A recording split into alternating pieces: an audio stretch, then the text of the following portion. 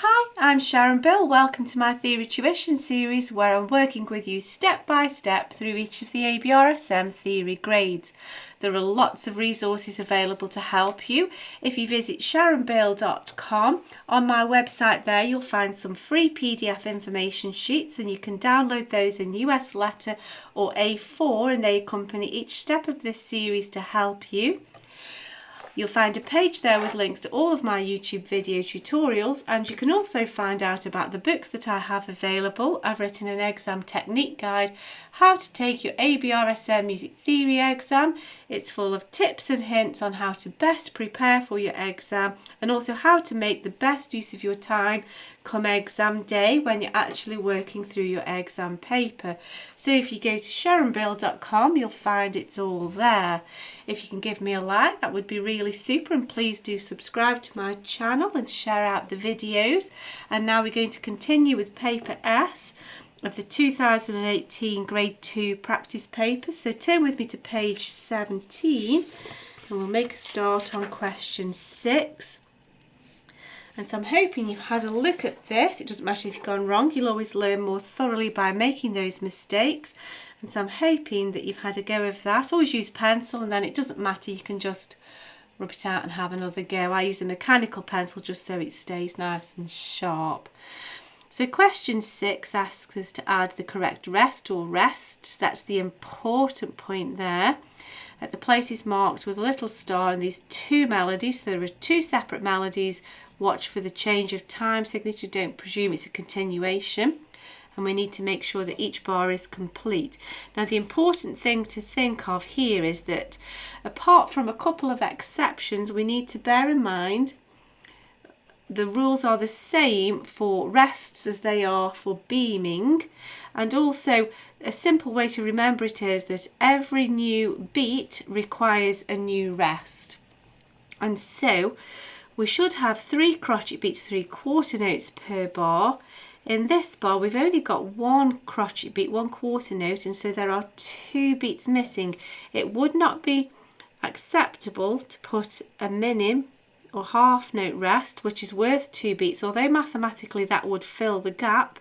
Remember, each new beat requires a new rest, so we need to show beat 1, beat 2, beat 3, and show each new beat there.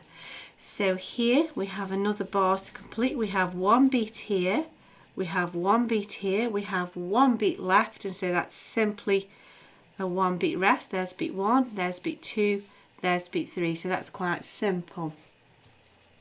Now the next one we're counting to 2 crotchet beats, 2 quarter notes per bar, and in this bar we need to complete the bar. We have 1 beat here and we have 3/4 of a beat here. If you think here's just a full crotchet beat, a full quarter note, we'll divide that into semiquavers or 16th notes. They're 1/4 of a beat each. We've got 1, 2, 3/4. We have 1/4 left of that beat. We need another semiquaver or 16th note rest, because that would be the same as that in time value. However, that's now a rest. So then here's the next one. So again, we know that's 1 beat. Here's a quaver or an 8th note, which is worth a half a beat. So we've got 1 1/2. So we're half of a beat missing to make that 2, and so we need a quaver or an 8th note rest. So here we have a complete bar silence. So although there are 2 crotchet beats in a bar, it would not be appropriate to put a minim beat rest, which mathematically fills the time. However, if you remember, a whole note or a semi-breve rest, which hangs off the 4th line, is the way to show a complete bar's rest. So although technically that is too big for this time signature, that's the accepted sort of shortcut to show complete bar's rest. No need to bother adding up, just simply put a minim bar by showing a semi-breve rest. That sounded a bit backwards, let me say that again. Although it's a 2 beat bar, we still show that full bar is completely silent by putting a whole note or a semi-breve rest. There we go, I'll say that again so it sounded sensible. So there we go. let's press on to the next question. So now we're asked to do a couple of things. In question 7, we're asked to add the correct clef and also the key signature to each of these tonic triads. So the first job is the clef. So of course D minor must have D as its tonic, and for that to be the case, this must be in treble clef. Otherwise that would be an F in bass clef, and that wouldn't do. So we know that we're in treble clef. There we go. And so now we need to know the key signature for D minor. D minor is related to F major. That you just have to revise these pairs of key signatures, these related keys. And D minor and F major both have a key signature of B flat. So position that on the middle line for the treble clef B flat. There we go. So now this needs to be a D. We need a D, F, A to form a D major triad. Of course, then we'll have to worry about the sharps and things.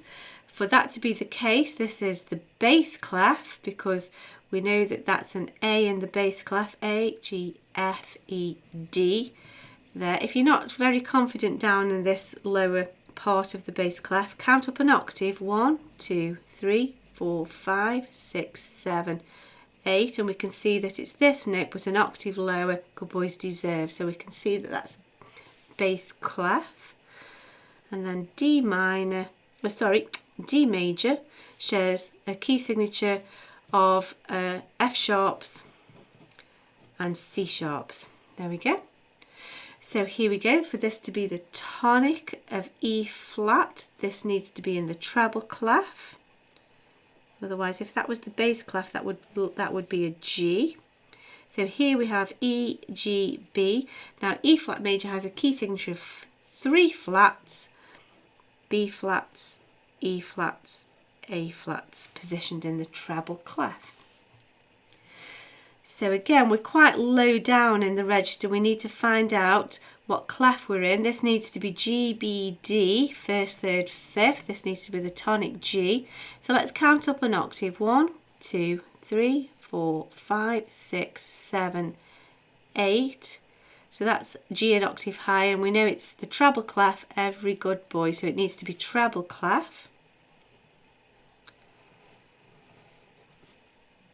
So there we have G, B, D, and there's the D just one step above middle C, just to double check that. Now G major has a key signature of F sharps. A minor, this needs to be an A, and so that must be bass clef, all cows eat grass. There's bottom A, so that's bass clef.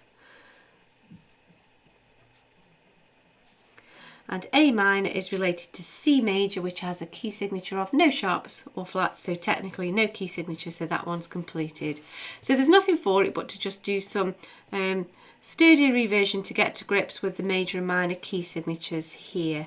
So that's that done. And then we have another bit of revision to do to get to grips with all of these performance directions and musical terms.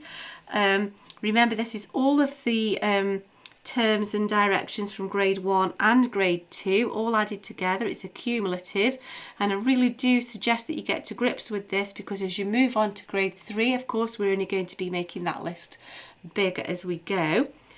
These are how the questions will be laid out for this topic now from 2018 onwards. These will always be presented to you in multiple choice format. I'm not sure that makes it any easier, because something can easily throw you off track. I've put, if you just refer to your PDF document, I've just put some revision tips here on how to best maybe approach those revision techniques. I tend to group it thematically rather than alphabetically, and you can colour code it if that helps also, whatever helps you to get to grips with it. So have a crack at these and then we'll check through them together.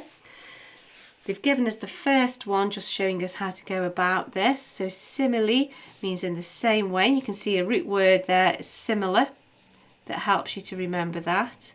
So allegro is from grade 1, that means quick. And so we now need to just quantify that here with a psi, and it means very quick. So here we came across this first of all in grade 1, and that means staccato. However, watch out, because staccato does not mean smoothly. So don't just get carried away and think, oh, staccato, because actually staccato means detached. So there's my point about multiple choice not necessarily being easier. Sometimes they just throw in a bit of a red herring, so keep your eyes peeled there. So let's press on. So P is short for piano, which is quiet. M is short for mezzo, which is moderately. And so we have here together moderately quiet, mezzo piano. Adagio, we first came across this in grade 1, and that means slow. And in my revision notes, I've grouped this with lento, which means slow just the same, and so on. So that's a good way of just remembering these. Cantabile, this was a grade 1 term as well, and this means in a singing style. So we've got quite a bit of historical terminology there from grade 1. So that's that question completed. We'll look at the next question in the next video. I do hope this is helpful to your studies. If you can give me a like, that would be fab, and please do subscribe to my channel to keep updated and share the videos out. And please also do visit sharonbale.com and make use of all of the resource and information that's available there to help you. Thanks for watching, and I'll see you next time. Bye.